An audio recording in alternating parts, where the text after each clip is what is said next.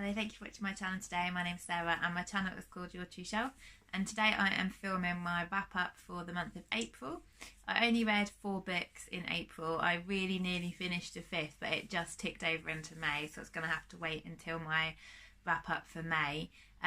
So my reading was dominated by the Wellcome Prize shortlist, so some of these books are books that I've mentioned before, but I don't tend to mind generally when I'm watching other people's videos if I've heard them mentioned before, because it just sort of reinforces the book a little bit in my mind.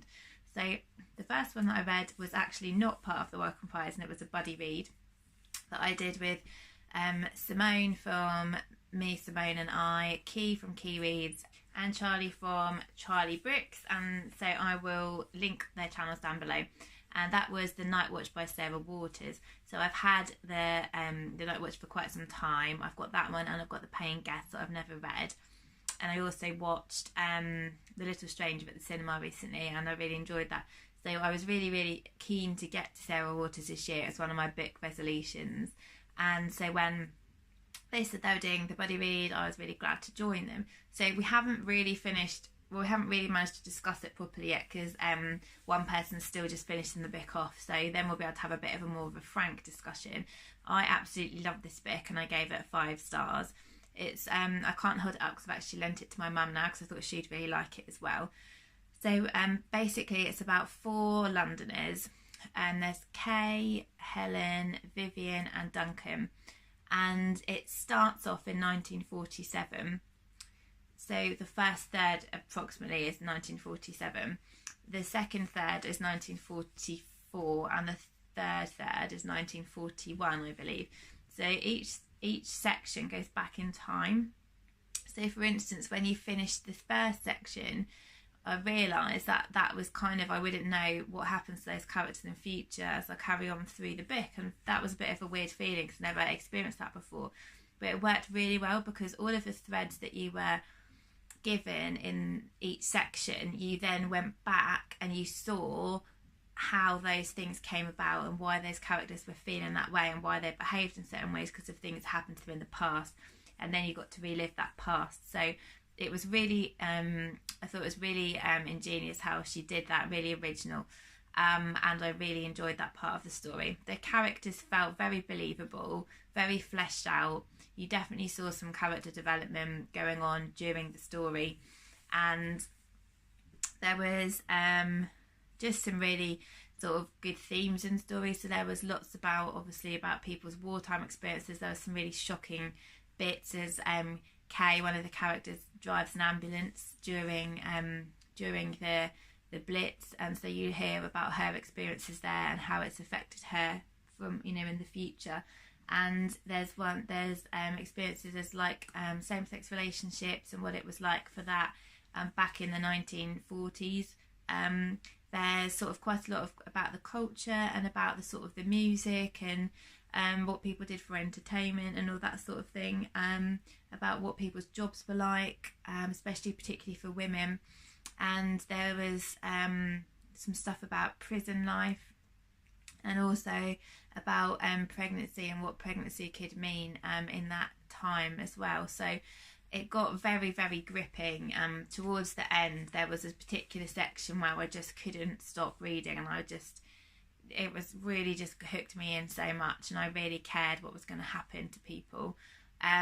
So this is a very good start with Sarah Waters. I was really impressed, really liked her work. Definitely going to read The Night Watch soon.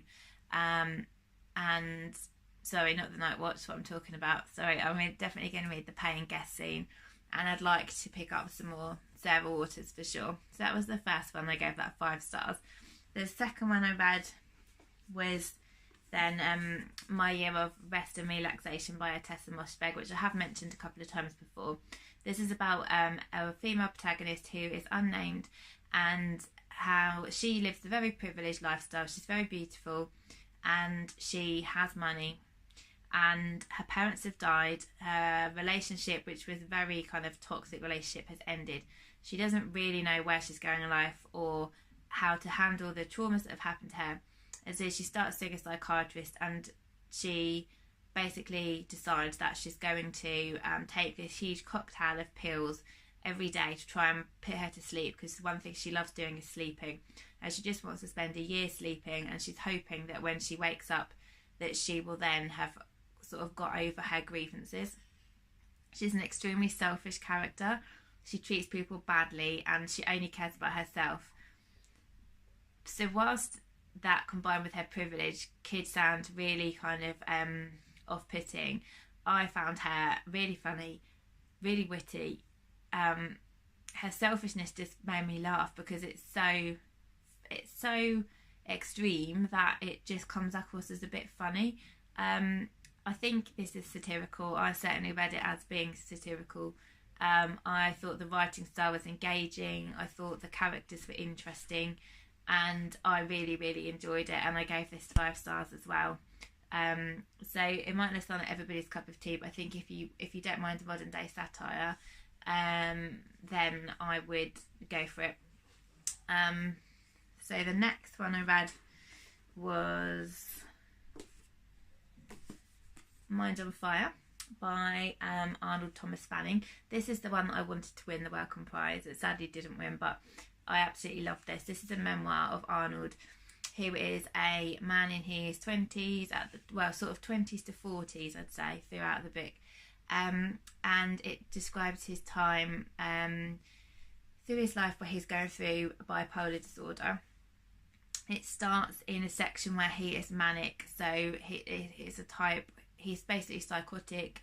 He has no insight into the way his mind is working, that it's not working properly. His thoughts are going at 100 miles an hour. He's not sleeping, he's not eating, he's not washing, he is seeing messages and everything, and he doesn't understand that other people can't see the same messages, and he doesn't understand why he's getting into trouble for following those messages. And that bit is really, really interesting, how it's written. And then it goes back through his life, through his childhood, his relationship with his parents, the death of his mother, how he first becomes manic, and how it impacts on his relationships and his work, and the fact that he loses his home and he loses jobs. And so I've lost my train of thought because my daughter just came in. So yeah, it talks about how he loses all those things, but I found it really full of hope. He tries really, really hard throughout the book to get back on track, to get better. He goes on programs, retreats, courses, things for writers with mental health problems and artists, and he just tries so hard. I found it really hopeful, and I found the plot was quite, the pace was quite, fast, so we weren't spending too long in any period of time, in my opinion, and I just really, really enjoyed this. I probably would never have even heard of it was it not for the Wellcome Prize, and I'm really glad that I did. Then we came on to the last book of the month, which was a struggle for me. This is Murmur by Eaves, and this is the book which actually went on to win the Wellcome Prize, which was my last choice in terms of what I thought should win. So this was my number 6 of 6 of the shortlist, and it ended up winning. So this is basically a fictionalised account of Alan Turing, who was a superb mathematician and genius who helped code break in the Second World War, and he was gay, and that was illegal at that time. So when he was found out, he was chemically castrated, and this is about what it was like for him to be chemically castrated. So the premise sounds really, really interesting and right up my street, but the writing style just wasn't for me. So it's woven from a collection of journal entries and dreams. There are some bits which make perfect sense, and I enjoyed those bits. There are other bits which are all kind of whimsical and dreamlike and metaphorical and existential, and I just didn't understand a lot of what they were trying to say. I'd read a paragraph and I'd have to go back and read the same paragraph again because I didn't take it on board.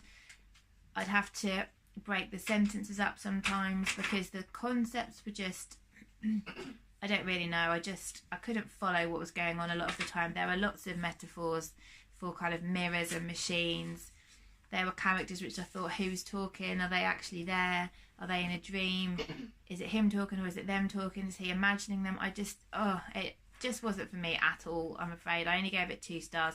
I appreciate that Will Eaves has done obviously a very good job at what he was trying to achieve, but it just wasn't for me, and I did manage to finish it. I know other people who've given it 5 stars, so they wanted to reread it. It's made them cry, but for me, it just wasn't my cup of tea at all. And I'm going to be donating it to the library because I don't even want to keep it. So they were the books that I read in the month of April. Like I say, I nearly finished another one, but not quite. So yeah, not great numbers this month, but the Night Watch is quite long. It's about 500 pages, and the one I nearly finished is 500 pages. So I think it's just the fact that they were quite long books. Anyway, it's quality, not quantity, is what we should be focusing on. So let me know what you guys read this month. I'd love to hear, what was your favourite book? Have you read any of the books that I talked about, and what did you think? And I will be back with another video soon. Bye bye.